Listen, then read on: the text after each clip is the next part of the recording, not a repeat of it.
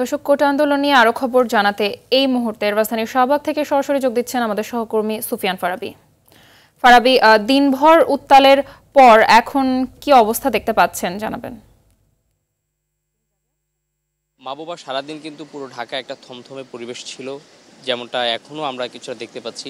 ঢাকার বেশ কিছু এলাকায় পুলিশের পাহারা রয়েছে, কঠোর পুলিশ নিরাপত্তা চেকপোস্ট বসানো হয়েছে। এছাড়া আমরা জানতে পেরেছি যে বিএনপির কেন্দ্রীয় কার্যালয়ে কিন্তু ডিবির একটি অভিযান চলছে এবং সেখান থেকে কিন্তু বিস্ফোরক দ্রব্য উদ্ধারের দাবি ডিবির পক্ষ থেকে করা হয়েছে।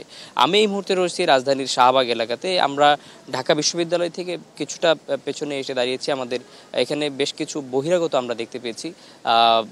শিক্ষার্থীদের পক্ষ থেকে বলা হচ্ছিল বারবারই যে আসলে তাদেরকে কেউ চেনে না, এমন কিছু মানুষ ঢাকা বিশ্ববিদ্যালয় এরিয়ার মধ্যে প্রবেশ করেছে।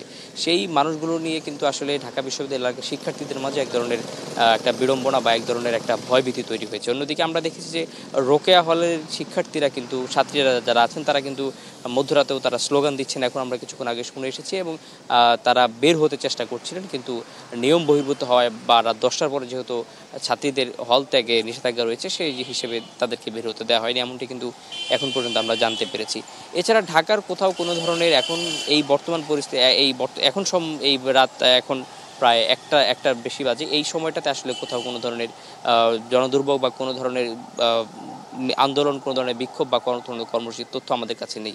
তবে নয়াপল্টন এলাকাতে বেশ কিছু বিস্ফোরক দ্রব্য আমরা দেখতে পেয়েছি এবং সেখানে কিন্তু ডিবির অভিযান এখনও চলমান রয়েছে। আর আগামীকাল আসলে শিক্ষার্থীরা কোনো কর্মসূচি এখন পর্যন্ত সেভাবে ঘোষণা করেনি, কঠোর কোনো কর্মসূচি ঘোষণা করেনি। আগামীকাল যেহেতু ধর্মীয় একটি উৎসবের বিষয় রয়েছে, সেই বিষয়টাকে কেন্দ্র করে তারা কোনো কর্মসূচি এখন পর্যন্ত আমরা জানতে পারিনি। তবে হয়তো আগামীকাল তারা কোনো ঘোষণা দিবেন, এমনটাই কিন্তু তারা এখন পর্যন্ত আমাদেরকে জানিয়েছেন। তবে আগামীকালই বলা যাবে আসলে নতুন কোনো কর্মসূচি আসছে কিনা বা এই আন্দোলনের সামনের গতিপথটা কোন দিকে যাচ্ছে।